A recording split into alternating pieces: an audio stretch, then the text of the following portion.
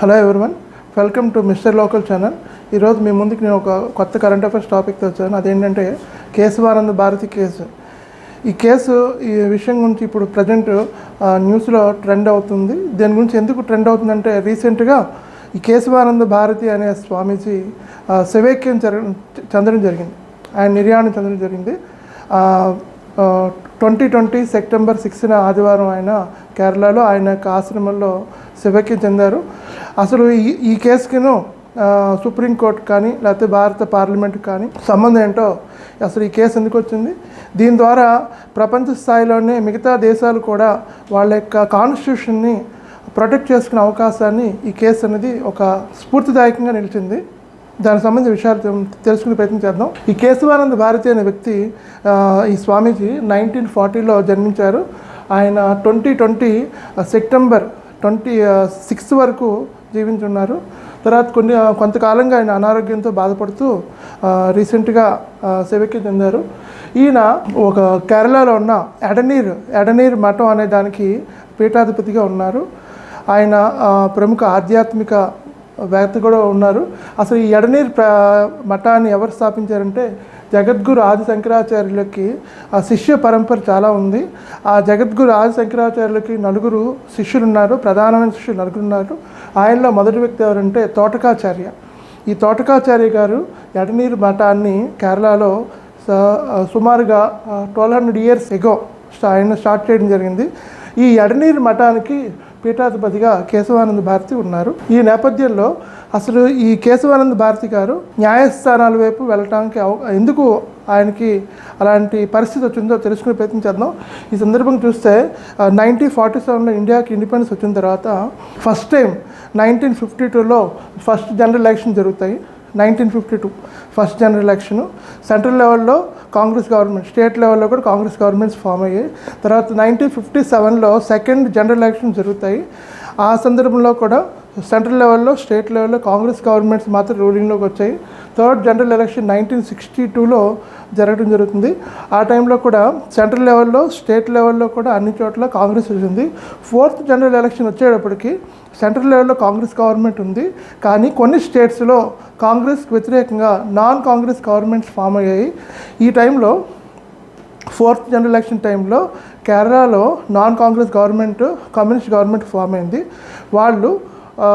వాళ్ళ యొక్క మేనిఫెస్టోలు చెప్పిన ప్రకారం భారతదేశంలో ఉన్న కొన్ని ప్రాబ్లమ్స్ని రూట్అవుట్ చేయడం కోసం, ఎలిమినేట్ చేయడం కోసం కొన్ని వాళ్ళు రిఫార్మ్స్ స్టార్ట్ చేశారు. దానిలో ఫస్ట్ ఏంటంటే ల్యాండ్ రిఫార్మ్స్. ఈ ల్యాండ్ రిఫార్మ్స్లో ఆయన స్టార్ట్ చేశారు. తర్వాత land reforms, land ceiling act అనేది వాళ్ళు కేరళలో స్ట్రాంగ్గా ఇంప్లిమెంట్ చేయడం జరుగుతుంది. ఈ టైంలో 1969లో కేరళ గవర్నమెంట్ వాళ్ళు ఈ యొక్క కేశవానంద భారతి ఆశ్రమానికి సంబంధించిన, ఎడనీరు మఠానికి సంబంధించిన స్థలాలని వాళ్ళు ల్యాండ్ రిఫార్మ్స్లో భాగంగా గవర్నమెంట్ హ్యాండ్ ఓవర్ చేసుకుంటున్నారు. అంటే కొంత లిమిట్ పెట్టి ఆ సర్టెన్ లిమిట్ వరకు ఉన్న స్థలాలు మాత్రమే గవర్నమెంట్ ఆ యొక్క మఠానికి అలౌ చేస్తుంది. ఎక్సెసివ్గా ఉన్న ల్యాండ్ అంతా గవర్నమెంట్ హ్యాండ్ ఓవర్ చేసుకుని ల్యాండ్లెస్ ఎవరైతే ఉంటారో వాళ్ళకి గవర్నమెంట్ డొనేట్ చేస్తుంది అనమాట. ఈ టైంలో 1969లో ఎడనీర్ మఠానికి సంబంధించిన ఆస్తులని కేరళ గవర్నమెంట్ హ్యాండ్ ఓవర్ చేసుకుంది. ఈ యొక్క ఆస్తులు హ్యాండ్ ఓవర్ చేసుకున్న తర్వాత పూర్తి స్థాయిలో ఎడనీర్ మఠానికి ఉన్న ఇన్కమ్ సోర్స్ పూర్తిగా ఆగిపోయింది. చివరికి ఈ యొక్క మఠాన్ని కూడా నిర్వహించడానికి కొంత ఆర్థిక ఇబ్బందులు స్వామీజీ వాళ్ళు ఫేస్ చేయడం జరిగింది. ఆ టైంలో ఫస్ట్ టైం 1969లో వీళ్ళు కేరళ హైకోర్టుకు వెళ్తారు. కేరళ హైకోర్టుకి కేరళ గవర్నమెంట్కి వ్యతిరేకంగా వాళ్ళు కేసు వేసి అక్కడ ఓడిపోతారు. ఓడిపోయిన తర్వాత అప్పట్లో ఉన్న ఒక ప్రముఖ న్యాయవాది, ఆయన పేరు కేఎం నంబియార్.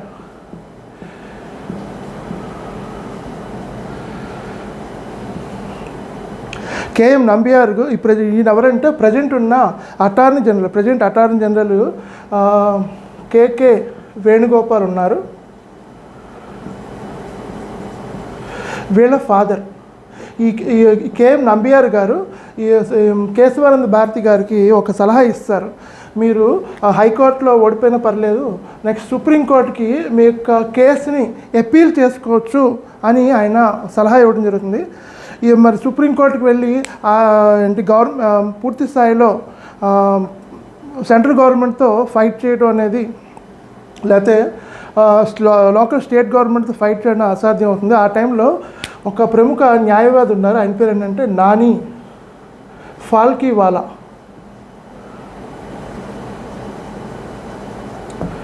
ఈయన ఫేమస్ లాయర్ అనమాట. ఆయన టేక్ ఓవర్ చేసిన ఏ కేసు అయినా సరే సక్సెస్ఫుల్గా విన్ అవుతారు. ఈ నంబియార్ గారే నాని ఫాల్కీవాలా అని కేశవానంద్ భారతి గారికి ఇంట్రడ్యూస్ చేస్తారు. తర్వాత ఈ నాని ఫాల్కీవాలా గారు ఫస్ట్ టైం 1970లో సుప్రీంకోర్టులో ఇక హైకోర్టులో వాళ్ళు ఓడిపోయిన ఏదైతే కేసు ఉందో దాన్ని సుప్రీంకోర్టులో అప్పీల్ చేస్తారు. సుప్రీంకోర్టు వాళ్ళు ఈ యొక్క కేసుని పూర్తిగా రివ్యూ చేసి అసలు ఈ కేసు ఏంటి, అసలు ఈ ల్యాండ్ రిఫార్మ్స్కి వ్యతిరేకంగా ఈ మఠం వాళ్ళు ఎందుకు యాక్షన్ చేస్తున్నారు, దీనివల్ల గవర్నమెంట్కి ఏమన్నా ప్లస్ ఉందా మైనస్ ఉందా, ఇలాంటి విషయాలు రివ్యూ చేయడానికి ఫస్ట్ టైం 13 మెంబర్స్తో ఒక కాన్స్టిట్యూషనల్ అంటే రాజ్యాంగ ధర్మాసనం అంటారు. దాన్ని ఏమంటారంటే రాజ్యాంగ ధర్మాసనం అనేది వాళ్ళు ఫామ్ చేస్తారు. అంటే 1947 తర్వాత నెక్స్ట్ ఇప్పటి వరకు 1947 నుంచి ప్రజెంట్ 2020 వరకు ఇండియన్ కాన్స్టిట్యూషన్ పరిధిలో కానీ సుప్రీంకోర్టు చరిత్రలో కానీ ఇంత పెద్ద కాన్స్టిట్యూషనల్ బెంచ్ అనేది ఫామ్ కాలేదు. ఇది ఇక్కడ మనం చెప్పుకోవాల్సిన ఇంపార్టెంట్ విషయం అనమాట. ఏదైనా కేసు రివ్యూ చేయాలంటే 3తోనో 5తోనో 7తోనో 9 మందితోనో, అంటే ఒక ఈవెన్ నెంబర్ కాకుండా ఆడ్ నెంబర్లో తీసుకుంటాం. ఎందుకంటే ఆ కేసు విషయంలో ఎవరైనా ఇప్పుడు అక్కడ ఏదైనా ఒక విషయం టై అయితే మూడో వ్యక్తి వాళ్ళకి సపోర్ట్ చేయడం జరుగుతుంది అనమాట. అందుకోసం వాళ్ళు 3 మెంబర్స్తో కమిటీ కానీ బెంచ్ కానీ 5 మెంబర్స్ 7 మెంబర్స్ 9 మెంబర్స్ 11 మెంబర్స్ అలా 13 మెంబర్స్తో వేయడం జరుగుతుంది. ఇండియన్ కాన్స్టిట్యూషన్ చరిత్రలోనే సుప్రీంకోర్టు చరిత్రలోనే ఫస్ట్ టైం 13 మెంబర్స్తో రాజ్యాంగ ధర్మాసనం ఏర్పాటు చేశారు. ఈ ధర్మాసనం వాళ్ళు పూర్తి స్థాయిలో ఈ యొక్క కేసుని రివ్యూ చేయడం జరుగుతుంది. సుమారుగా 68 రోజుల పాటు వాళ్ళు ఈ యొక్క విస్తృతంగా ఈ యొక్క కేసు పూర్వాపరాన్ని వాళ్ళు విచారణ చేసి తర్వాత సుమారుగా 703 పేజీలతో వాళ్ళు జడ్జిమెంట్ ఇస్తారనమాట. ఈ యొక్క కేశవానంద్ భారతి కేసు సంబంధించిన విషయాలు మనం గమనిస్తే అసలు ఈ కేశవానంద్ భారతి కేసుకి దాని యొక్క పూర్వపరాలు మనం ఆల్రెడీ పరిశీలించాం. ప్రతి దేశంలో కూడా 3 పార్ట్స్ ఉంటాయన్నమాట. 3 మెయిన్ ఆర్గాన్స్ ప్రతి గవర్నమెంట్ కూడా, సెంట్రల్ గవర్నమెంట్ అవ్వచ్చు, స్టేట్ గవర్నమెంట్ అవ్వచ్చు, వాటిని 3 ఆర్గాన్స్ అంటారు. ఫస్ట్ ఏంటంటే శాసన శాఖ, రెండోది కార్య నిర్వాహక శాఖ, మూడోది న్యాయశాఖ. ఈ 3 కూడా వీటిని 3 పార్ట్స్ అంటారు. These are the pillars of democracy. These are the 3 pillars of democracy అనమాట. ఈ 3 కూడా వారి యొక్క డ్యూటీస్ ఇంప్లిమెంట్ చేసేటప్పుడు ఒక దానిలో ఇంకొకటి ఇంటర్ఫేర్ అవ్వటం కానీ, ఒక శాఖను ఇంకొక శాఖ అంటే వాళ్ళు డామినేట్ చేయడం కానీ చేయకూడదు. కానీ కొన్ని సందర్భాల్లో శాసనశాఖ కార్యశాఖ వాళ్ళు తీసుకునే కొన్ని నిర్ణయాలలో, అంటే వాళ్ళు ప్రజల కోసం డ్రాఫ్ట్ చేసే కొన్ని యాక్ట్స్లో కానీ, ఇలా వాళ్ళు ఇంప్లిమెంట్ చేసే కొన్ని ప్రోగ్రామ్స్లో కానీ ఇండియన్ కాన్స్టిట్యూషన్కి సంబంధించిన బేసిక్ స్ట్రక్చర్ని మార్చే అధికారం ఉంటుంది వాళ్ళకి. వాళ్ళ గవర్నమెంట్ రన్ చేయడం కోసం వాళ్ళ యొక్క సెల్ఫ్ మోటోగా ఇండియన్ కాన్స్టిట్యూషన్ ఏదైతే ఉందో దాని కాన్స్టిట్యూషన్ని, ఫండమెంటల్ రైట్స్ని ఏవైతే ఉన్నాయో వాటిని వాళ్ళు వైలేట్ చేస్తూ వాళ్ళ యొక్క యాక్ట్స్ ఫామ్ చేయడం జరుగుతుంది. ఈ విధంగా వాళ్ళ యొక్క చేసిన యాక్ట్స్ని రివ్యూ చేయడం కోసం న్యాయశాఖ ఉంటుందన్నమాట. ఈ న్యాయశాఖ వాళ్ళు ఏం చేస్తారంటే ఈ శాసనశాఖ కార్యనిర్వాహక శాఖ వాళ్ళు చేసిన యాక్ట్స్ని వాళ్ళు రివ్యూ చేస్తారు. దాన్ని న్యాయ సమీక్ష అధికారం అంటారు, జ్యుడిషియల్ రివ్యూ అంటారు అనమాట. అంటే ప్రజల కోసం వీళ్ళు ఏదైనా చేస్తే దాన్ని రివ్యూ చేసే నెక్స్ట్ ఇండియన్ కాన్స్టిట్యూషన్ని ఫండమెంటల్ రైట్స్ని, ఇండియన్ డెమోక్రటిక్ వాల్యూస్ని ప్రొటెక్ట్ చేయడం కోసం న్యాయశాఖ అంటారు, దాన్ని జ్యుడిషియరీ సిస్టమ్ అంటారు. ఈ జ్యుడిషియరీ సిస్టంలో సుప్రీం కోర్టు, హైకోర్ట్స్ ఉంటాయన్నమాట. సెంట్రల్ లెవెల్లో, స్టేట్ లెవెల్లో ఎలాంటి పొలిటికల్ పార్టీస్ ఎలక్షన్స్ తర్వాత వాళ్ళు గవర్నమెంట్ ఫామ్ చేయొచ్చు, కానీ వాళ్ళు కాన్స్టిట్యూషన్ యొక్క రూల్స్ని వైలేట్ చేసిన, కాన్స్టిట్యూషన్ రూల్స్ బ్రేక్ చేసి వాళ్ళు ఓన్గా కొన్ని డెసిషన్స్ తీసుకున్నా అలాంటి వాటిని కంట్రోల్ చేసే పవర్ పూర్తిగా న్యాయశాఖ అంటే జ్యుడిషియరీ డిపార్ట్మెంట్కి, సుప్రీంకోర్టు, హైకోర్ట్స్కి ఉంటుంది. ఈ విషయంలో ఇక్కడ కొన్ని విషయాలకు కొన్ని ప్రీవియస్గా ఉన్న కేసుల విషయం చెప్పాల్సి వస్తుంది. కొన్ని స్టేట్స్లో అక్కడున్న కొన్ని లోకల్ రిలీజియస్ ఆర్గన్స్ కానీ లేకపోతే ఇంకొన్ని ఇండివిజువల్స్ కానీ వాళ్ళు అక్కడ లోకల్ స్టేట్ గవర్నమెంట్స్తో సెంట్రల్ గవర్నమెంట్తో కొన్ని విషయాల్లో కేసులకు వెళ్ళారు. అవి వాటికి పూర్వపరాన్ని గమనిస్తే 1970లో కేశవానంద భారతి కేసు జరిగింది. ఈయన కేరళలో ఉన్న ల్యాండ్ రిఫార్మ్స్కి వ్యతిరేకంగా ఆయన కేరళ స్టేట్ మీద యాక్షన్ చేశారు. తర్వాత కేరళ హైకోర్టుకి ఆయనకు వ్యతిరేకంగా తీర్పు వస్తుంది. తర్వాత ఆయన సుప్రీంకోర్టుకి అప్పీల్ చేసుకుంటారు.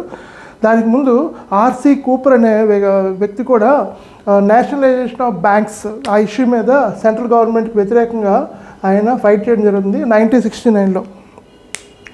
4th జనరల్ ఎలక్షన్ తర్వాత ఇందిరాగాంధీ గారి గవర్నమెంట్, కాంగ్రెస్ గవర్నమెంట్ సెంట్రల్ లెవెల్లో ఫామ్ అవుతుంది. వాళ్ళు కొన్ని త్రూఅవుట్ ఇండియా కొన్ని సోషల్ రిఫార్మ్స్ తీసుకురావడం కోసం వాళ్ళు ఎవరితో డిసైడ్ అవ్వకుండా, పార్లమెంట్ డెసిషన్ కూడా ఒపీనియన్స్ తీసుకోకుండా ఓవర్ నైట్ కొన్ని వాళ్ళు యాక్ట్స్ చేయడం జరుగుతుంది. అందులో 1969లో ఒకటి ఒక యాక్ట్ ఏంటంటే నేషనలైజేషన్ ఆఫ్ బ్యాంక్స్. అప్పటిదాకా ప్రైవేట్ బ్యాంక్స్గా ఉండే కొన్ని బ్యాంకులు, వాటిని ఓవర్ నైట్ గవర్నమెంట్ ఒక యాక్ట్ పాస్ చేసి గవర్నమెంట్ హ్యాండ్ ఓవర్ చేసుకుంది. దానికి వ్యతిరేకంగా 1969లో ఆర్సి కూపర్ అని ఆయన నేషనలైజేషన్ బ్యాంక్ ఈ విషయంలో సెంట్రల్ గవర్నమెంట్ ఆయన సుప్రీంకోర్టులో అప్పీల్ చేసి ఫైట్ చేస్తారు. నెక్స్ట్ తర్వాత మాధవరావు సింధియా అనే ఒక రాజవంశస్థుడు కూడా సెంట్రల్ గవర్నమెంట్ వాళ్ళు సంస్థానాల ఆస్తుల్ని హ్యాండ్ ఓవర్ చేసుకోవడానికి కూడా ఆయన క్వశ్చన్ చేస్తూ ఎన్నో సంవత్సరాలు బట్టి రాజవంశంలో వేల ఎకరాల భూమి అనేది ఉంటుంది. కానీ 1969 తర్వాత వచ్చిన సెంట్రల్ గవర్నమెంట్ ల్యాండ్ రిఫార్మ్స్ తీసుకొచ్చి ఒక సీలింగ్ అనేది వాళ్ళు ఎస్టాబ్లిష్ చేయడం జరిగింది. దాంతో కొన్ని రాజవంశాల వాళ్ళ యొక్క ఆస్తుల్ని గవర్నమెంట్కి ఇష్టం ఉన్నా లేకపోయినా హ్యాండ్ ఓవర్ చేయాల్సి వచ్చింది. ఆ విషయంలో మాధవరావు సింధియా అని ఆయన రాజ సంస్థానాల కేసు విషయంలో అప్పీల్ సెంట్రల్ గవర్నమెంట్ ఫైట్ చేశారు. తర్వాత గోలక్నాథ్ కేసు, గోలక్నాథ్ వర్సెస్ పంజాబ్ స్టేట్ గవర్నమెంట్తో ఒక కేసు జరుగుతుంది. ఈ గోలక్నాథ్ కేసు విషయంలో ఏం లేదు, ఫండమెంటల్ రైట్స్ని వాళ్ళు పంజాబ్ స్టేట్ గవర్నమెంట్ వాళ్ళు పూర్తిగా వైలేట్ చేస్తారు. ఈ ప్రజలకి ఇండియన్ కాన్స్టిట్యూషన్ ఏవైతే ఇచ్చిన ఫండమెంటల్ రైట్స్ ఉన్నాయో, ప్రాథమిక హక్కులు, వాటిని వైలేట్ చేసి అక్కడ రూల్ చేస్తారు. దాని విషయంలో ఆ గోలక్నాథ్ కేసు జరుగుతుంది. ఈ యొక్క RC Cooper, Madhavarao Scindia, Golaknath case, ఇలాంటి కేసు విషయాల్లో లోకల్ స్టేట్ గవర్నమెంట్స్కి తర్వాత సెంట్రల్ గవర్నమెంట్ కొన్ని విషయాల్లో కోర్టులు అనేది కొన్ని రూల్స్ చెప్తాయి. మీరు ఇలా చేస్తున్నారు, దానివల్ల ఫండమెంటల్ రైట్స్ వైలేట్ అవుతున్నాయి, ప్రజలకు చాలా అసౌకర్యంగా ఉంది, రాజ్యాంగ స్ఫూర్తికి అది విరుద్ధం, మీరు ఇలా రూల్స్ చేయొద్దు, ఇలా చేయొద్దు అని చెప్పి వాళ్ళు చెప్తారు. దాంతో సెంట్రల్ గవర్నమెంట్కి కొత్త ఒక ఆలోచన వస్తుంది. అసలు ప్రజలకి ఇలాంటి ఫండమెంటల్ రైట్స్ ఉండబట్టి వాళ్ళు కోర్టులకు వెళ్తున్నారు, అప్పీల్ చేసుకుంటున్నారు. అసలు అవి లేకుండా చేయాలనే ఉద్దేశంతో అప్పట్లోనే కాంగ్రెస్ గవర్నమెంట్, ఇందిరాగాంధీ గారి గవర్నమెంట్ ఏం చేస్తుందంటే ఆర్టికల్ నెంబర్ 24, 25, 26, 29 ఈ యొక్క ఆర్టికల్స్ ఏవైతే ప్రజలకి ఈ ఫండమెంటల్ రైట్స్ విస్తృతంగా ఇస్తూ ఉన్నాయో వాటిని ఆవిడ పూర్తిగా అమెండ్ చేస్తారు. అమెండ్ అంటే సవరించడం. పూర్తిగా వాళ్ళకున్న రైట్స్ని మినిమైజ్ చేశారు. దానివల్ల ఏంటంటే ఇక వాళ్ళు గవర్నమెంట్ తీసుకున్న డెసిషన్స్కి వాళ్ళు పూర్తిగా బైండ్ ఓవర్ అవ్వాలి తప్ప హైకోర్టు, సుప్రీంకోర్ట్స్కి వెళ్ళటం కానీ, అపీల్ చేయడం కానీ, స్టేట్ గవర్నమెంట్స్, సెంట్రల్ గవర్నమెంట్స్ వాళ్ళు ఫైట్ చేయడానికి కుదరదు. దీనివల్ల ఏమవుతుందంటే శాసనశాఖకి ఉన్న పవర్స్, కార్యనిర్వాహక శాఖకి ఉన్న పవర్స్ పెరుగుతాయి అన్నమాట. అంటే పూర్తిగా న్యాయశాఖకు ఉన్న దాని యొక్క పవర్ తగ్గిపోతుంది. పూర్తి స్థాయిలో పార్లమెంట్కి ఫుల్ పవర్స్ అనేది ఈ యొక్క అమెండ్మెంట్స్ ద్వారా ఇందిరాగాంధీ గవర్నమెంట్ అప్పుడు ఇవ్వడం జరుగుతుంది. ఇందులో ఇంకొక విషయం అంటే రాజ్యాంగ సవరణ 29th కాన్స్టిట్యూషన్ అమెండ్మెంట్ అంటారు దీన్ని. అది చేసి భూ సంస్కరణల పైన పూర్తి స్థాయిలో పార్లమెంట్కే అత్యున్నతమైన అధికారాలు ఇందిరాగాంధీ గారి గవర్నమెంట్ ఇవ్వడం జరుగుతుంది. దాని మీద ఈ కేసు ఎక్కువగా ఫోకస్ అయింది అంటే ఈ యొక్క ఆర్టికల్ నెంబర్ 29 రాజ్యాంగ విరుద్ధం అని. నెక్స్ట్ భూ సంస్కరణలు కూడా పూర్తి స్థాయిలో ప్రజలకి ఫేవర్గా లేవు, ఇది ఏకపక్షంగా గవర్నమెంట్కే ఉన్నాయి ఫేవర్గా అని చెప్పి ఈ యొక్క కేశవానంద భారతి కేసులో పూర్తి స్థాయిలో ఆ కేసులో ఉన్న వాద ప్రతివాదుల ప్రకారం సుప్రీంకోర్టుకు వాళ్ళు చెప్పడం జరుగుతుందన్నమాట. ఈ కేసుని నాని ఫాల్కేవాలా గారు సుప్రీంకోర్టు బెంచ్ ముందు తీసుకెళ్తారు. కేశవానంద భారతి కేసులో ఏంటంటే వీళ్ళు ఆర్టికల్ 29th కాన్స్టిట్యూషన్ అమెండ్మెంట్ మీద ప్లస్ భూ సంస్కరణ ల్యాండ్ రిఫార్మ్స్ ఆఫ్ కేరళ ఈ రెండింటిని వాళ్ళు ఫోకస్ చేస్తారు. కేవలం కేరళ స్టేట్కి మాత్రమే ఈ కేసును పరిమితం చేయకుండా త్రూఅవుట్ ఇండియాలో ఉన్న విద్యావంతులు, లాయర్స్, నెక్స్ట్ జడ్జెస్ వీళ్ళందరూ ఈ కేసు విషయం మీద పూర్తి స్థాయిలో చర్చ చేసుకునేవాళ్ళు అనమాట. ఏ ఇద్దరు కలిసిన ఈ కేసు ఎలా ఏ విధంగా డెసిషన్ రాబోతుంది అనే ఒక రకంగా ఆసక్తిని, ఉత్కంఠని ఈ కేశవానంద భారతి కేసు అనేది క్రియేట్ చేయడం జరుగుతుందన్నమాట. ఇప్పటిదాకా ఉన్న ఇండియన్ కాన్స్టిట్యూషన్లో ఇప్పటిదాకా ఉన్న ముఖ్యమైన కేసుల్లో కూడా సుప్రీంకోర్టులో ఇప్పటిదాకా వచ్చిన కేసుల్లో కూడా ఈ కేశవానంద భారతి కేసు అనేది ఒక ల్యాండ్ మార్క్ కేసు అనమాట. ఈ ల్యాండ్ మార్క్ కేసు అంటే పూర్తి స్థాయిలో న్యాయశాఖకి ఎక్కువ అధికారం ఉంటుంది.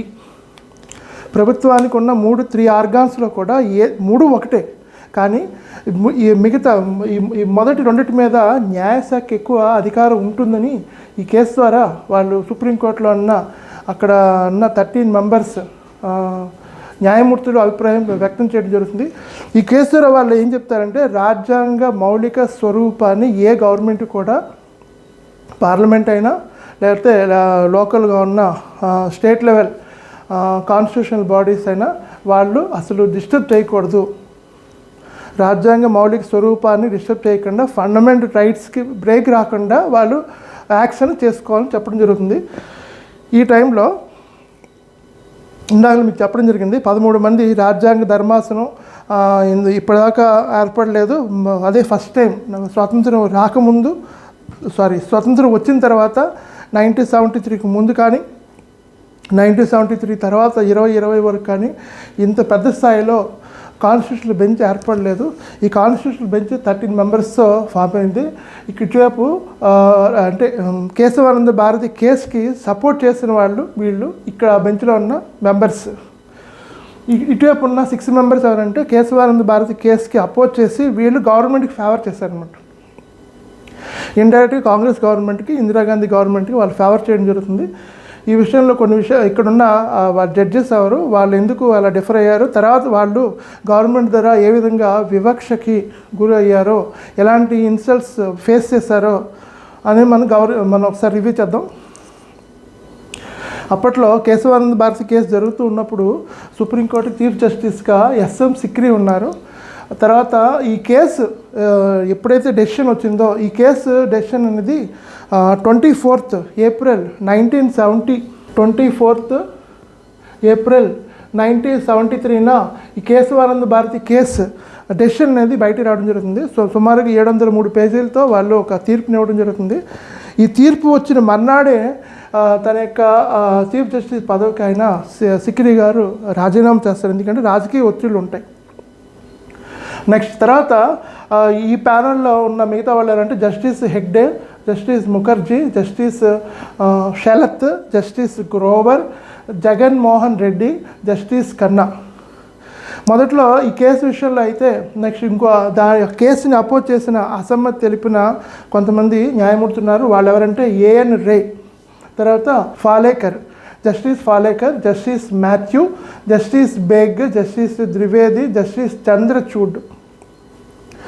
మొదట్లో ఈ కేసు విచారణ జరుగుతూ ఉన్న టైంలో 6 మెంబర్స్ సపోర్ట్ చేస్తారు, 6 మెంబర్స్ అపోజ్ చేస్తారు కేసు. ఆ టైంలో జస్టిస్ కన్నా అనే ఆయన ఈ కేసు పూర్తిగా ఫేవర్ అవ్వటానికి ఆయన ఓటు ఉపయోగించారు అనమాట. అంటే ఆయన ఒపీనియన్ చెప్పారు.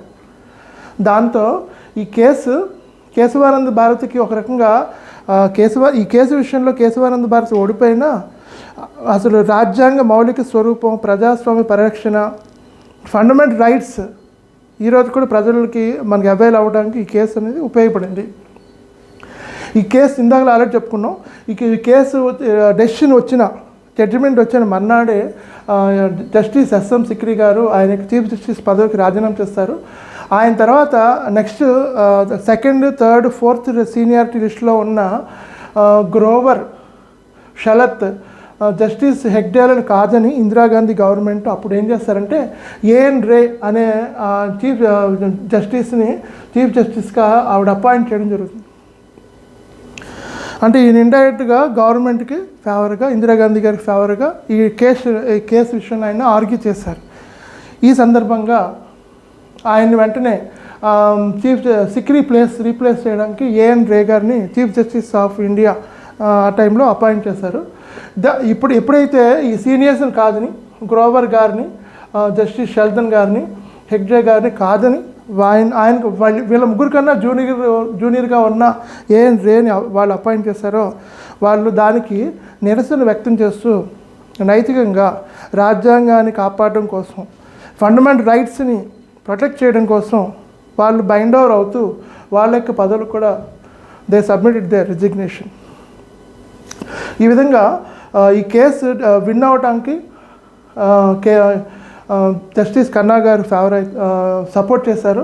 తర్వాత ఈ కేసు ఎప్పుడైతే సెంట్రల్ గవర్నమెంట్ వ్యతిరేకంగా వచ్చిందో 1973లో ఇందిరాగాంధీ గారు అప్పట్లో ఉన్న అటార్నీ జనరల్ నీరన్ దే అని ఆయన చేత సుప్రీంకోర్టుకు మళ్ళీ అప్పీల్ చేస్తారు. మళ్ళీ అప్పట్లో ఉన్న సుప్రీంకోర్టు చీఫ్ జస్టిస్ రే గారు మళ్ళీ ఒక బెంచ్ 13 మెంబర్స్తో ఉన్న కాన్స్టిట్యూషనల్ బెంచ్ ఫామ్ చేసి మళ్ళీ దాన్ని రివ్యూ చేయడం జరుగుతుంది.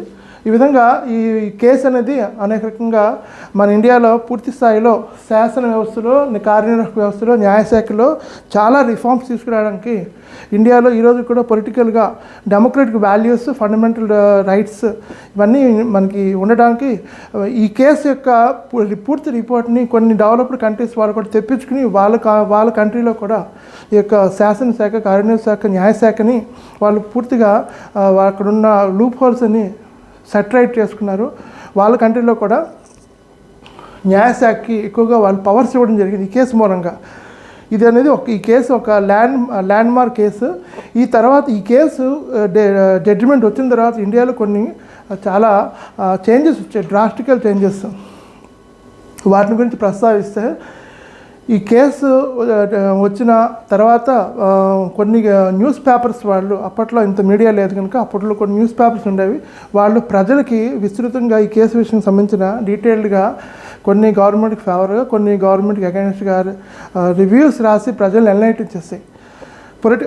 కాంగ్రెస్కి వ్యతిరేకంగా ఉన్న నాన్ కాంగ్రెస్ గవర్నమెంట్స్ వాళ్ళు, మిగతా అపోజిషన్ లీడర్స్, మిగతా నాన్ కాంగ్రెస్లో ఉన్న స్టేట్స్ ప్రజలు, ఎడ్యుకేటెడ్ ఎవరైతే ఉంటారో వాళ్ళందరూ అప్పుడున్న సెంట్రల్ గవర్నమెంట్ క్వశ్చన్ చేయడం మొదలెట్టారు.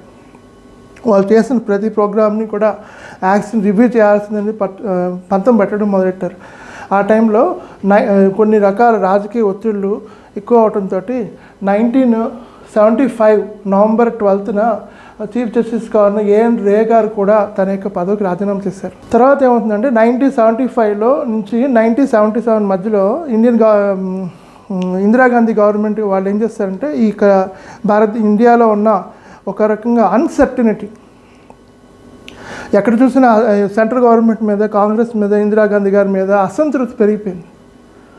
దాన్ని కంట్రోల్ చేయడం కోసం ఆవిడ సడన్గా ఇంటర్నల్ ఎమర్జెన్సీ, అత్యవసర పరిస్థితి తీసుకొచ్చారు. అత్యవసర పరిస్థితి 1975 నుంచి 77 వరకు 2 years పాటు ఉంది. ఇండియన్ కాన్స్టిట్యూషన్లో కొన్ని 3 ఆర్టికల్స్ ఉన్నాయన్నమాట. Article 352, article 356, article 360.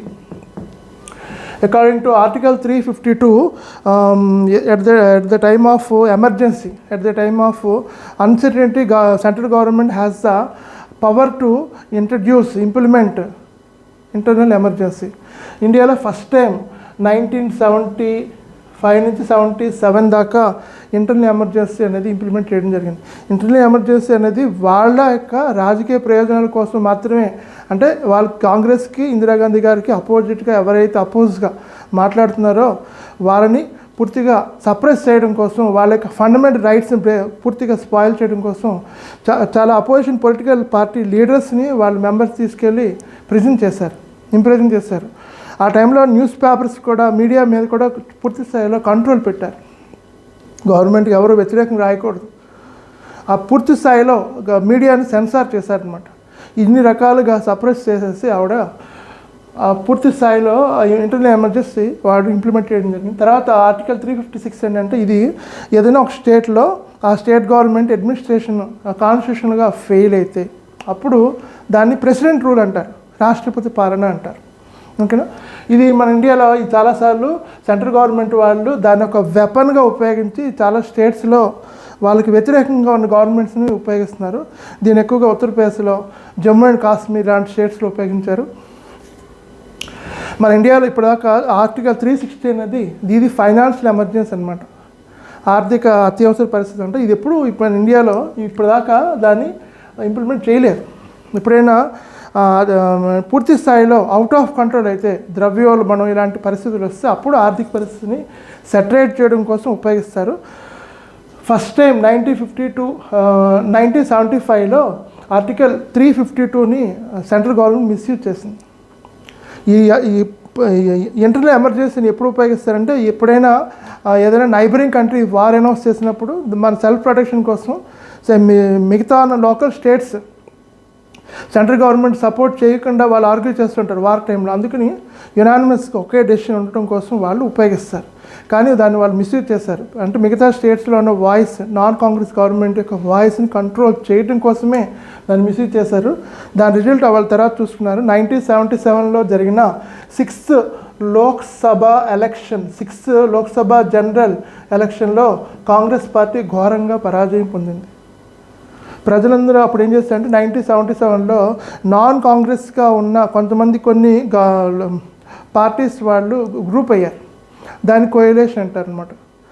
ఈ యొక్క కోయలేషన్ గవర్నమెంట్కి వాళ్ళు సపోర్ట్ చేశారు. దాంతో జనతా పార్టీ 1977లో వాళ్ళు అధికారంలో రావడం జరుగుతుంది. తర్వాత 1976లో కాన్స్టిట్యూషను, ఇది ఒక కాన్స్టిట్యూషన్కి సంబంధించిన అమెండ్మెంట్ చేశారు సెంట్రల్ గవర్నమెంట్ వాళ్ళు. ఎమర్జెన్సీ టైంలోనే 1976లో 42nd కాన్స్టిట్యూషనల్ అమెండ్మెంట్, రాజ్యాంగ సవరణ చేశారు. ఇది ఇప్పటిదాకా జరిగిన కాన్స్టిట్యూషన్ అమెండ్మెంట్స్లో చాలా ఇంపార్టెంట్ అమెండ్మెంట్.